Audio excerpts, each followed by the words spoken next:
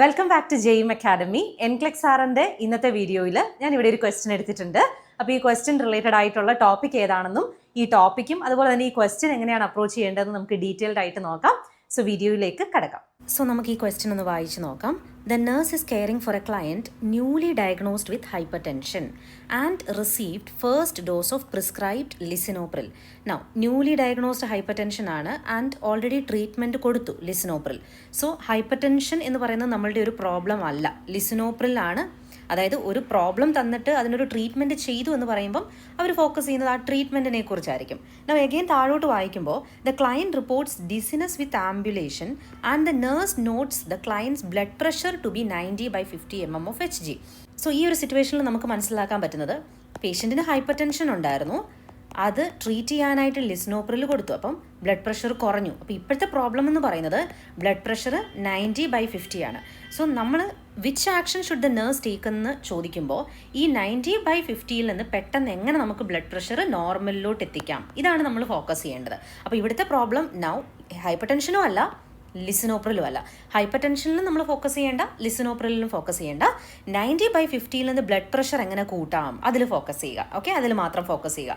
So ഒരു condition diagnosis കൊടുക്കുകയാണെങ്കിൽ ആ ഡയഗ്നോസിസിൻ്റെ നോളജാണ് നമ്മളുടെ അസസ് ചെയ്യുന്നത് മനസ്സിലാക്കുക. ആ ഡയഗ്നോസിസിന് ചെയ്യേണ്ട ഇൻ്റർവെൻഷൻ ആയിരിക്കാം, അല്ലെങ്കിൽ ആ ഡയഗ്നോസിസിന് ചിലപ്പം എന്തെങ്കിലും രീതിയിൽ നേഴ്സസ് റെസ്പോൺസിബിലിറ്റി എന്തൊക്കെയാണ് ശ്രദ്ധിക്കേണ്ടതെന്നോ ടീച്ചിങ്ങോ ഒക്കെ ആയിരിക്കും സാധാരണ ചോദിക്കുക.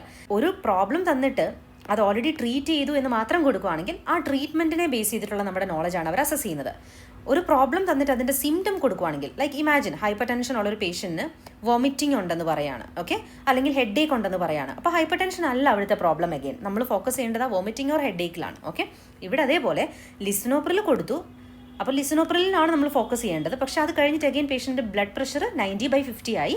സോ ഈ 90/50 എന്ന ബ്ലഡ് പ്രഷറിൽ ഫോക്കസ് ചെയ്യുക. അത് കൂട്ടാനായിട്ട് നമുക്ക് എന്ത് ചെയ്യാമെന്ന് ആലോചിക്കുക. Okay, option A, instruct the client to remain on bed rest until the BP has increased. So patient bed rest maintain ചെയ്ത് കഴിഞ്ഞാൽ BP കൂടുമോ എന്ന് നോക്കുക. സോ ബെഡ് റെസ്റ്റ് നമ്മൾ മെയിൻറ്റെയിൻ ചെയ്യുന്നത് മേ ബി ഡിസിനസ് ഉണ്ട് അല്ലേ, ആംബുലേഷൻ ചെയ്യുമ്പോൾ ഡിസിനസ് ഉണ്ടെന്ന് പറയുന്നുണ്ട്, അതുകൊണ്ട് ഫോൾ അവോയ്ഡ് ചെയ്യാനും ഒക്കെയാണ് നമ്മൾ ഇവിടെ ബെഡ് റെസ്റ്റ്, അതായത് ആംബുലേറ്റ് ചെയ്യരുതെന്നൊക്കെ പറയുന്നത് അല്ലേ. സോ പക്ഷേ നമ്മളുടെ ഫോക്കസ് ഇവിടെ എന്താണ്, എന്തിൽ ഫോക്കസ് ചെയ്യണം എന്ന ക്വസ്റ്റനിൽ നിന്ന് മനസ്സിലാക്കുക. സോ 90/50 BP കൂട്ടണം, അതാണ് ഇമ്പോർട്ടൻ്റ് ഇവിടെ. ഓക്കെ, സോ അത് പെട്ടെന്ന് കൂടുമോ ബെഡ് റെസ്റ്റ് കൊടുത്തു കഴിഞ്ഞാൽ? ഇല്ല അല്ലേ. Now hold all prescribed antihypertensive medication until BP has improved. Now antihypertensive medication hold ചെയ്യുക എന്ന് പറയുന്നത് ഇമ്പോർട്ടൻ്റ് ആണ്, കാരണം അതുകൊണ്ടാണ് ഇപ്പോൾ ഇവിടെ blood pressure കുറഞ്ഞിരിക്കുന്നത്.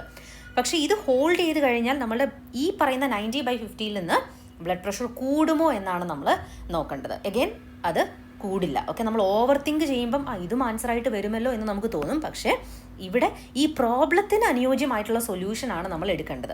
Okay, now antihypertensive medication hold ചെയ്ത് കഴിഞ്ഞാൽ ഇപ്പോൾ ഉള്ള പ്രോബ്ലത്തിന് ഒരു സൊല്യൂഷൻ അല്ല അത്. ഓക്കെ, ഇപ്പോൾ ഉള്ള പ്രോബ്ലം ഈ ലിസിനോപ്രിൽ കൊണ്ടാണ്, അതുകൊണ്ടാണ് അവിടെ സ്റ്റോപ്പ് ചെയ്യാനായിട്ട് പറഞ്ഞിരിക്കുന്നത്. അപ്പോൾ ഇത് സോൾവ് ചെയ്യാനായിട്ട് നമുക്കിത് യൂസ് ചെയ്യാൻ പറ്റില്ല. Okay, now obtain a prescription for a bolus of 0.9% normal saline. Yes, so പെട്ടെന്ന് BP കൂടണമെങ്കിൽ നമുക്ക് നോർമൽ സലൈൻ അഡ്മിനിസ്റ്റർ ചെയ്യാം, ഇത് കറക്റ്റാണ്. Okay, encourage the client to increase oral fluid intake.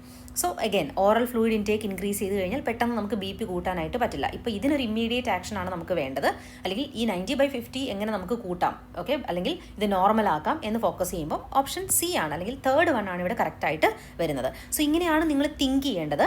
ചിലർ ഹൈപ്പർ ടെൻഷനിൽ ഒരുപാട് ഫോക്കസ് ചെയ്യും, ലിസിനോപ്രിലിൽ ഒരുപാട് ഫോക്കസ് ചെയ്യും. അങ്ങനെ ഫോക്കസ് ചെയ്യേണ്ട സിറ്റുവേഷൻസ് ഉണ്ട്, പക്ഷേ ഈ ക്വസ്റ്റനിൽ ഫോക്കസ് ചെയ്യേണ്ട, കാരണം ഈ ക്വസ്റ്റനിൽ നമ്മളുടെ അസസ് ചെയ്യുന്നത് ഈ BP കൂട്ടാനായിട്ടുള്ള നേഴ്സസ് റെസ്പോൺസിബിലിറ്റി എന്താണ്, മെഷേഴ്സ് എന്താണെന്ന് നമുക്കറിയാമോ എന്നാണ് ഇവിടെ ചെക്ക് ചെയ്യുന്നത്.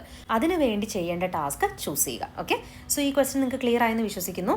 ഇതുപോലെ ക്രിറ്റിക്കലി തിങ്ക് ചെയ്ത് നിങ്ങൾക്ക് എൻക്ലെക്സ് സാറിന് പഠിക്കണം എന്നുണ്ടെങ്കിൽ ഞങ്ങളെ കോൺടാക്ട് ചെയ്യാം.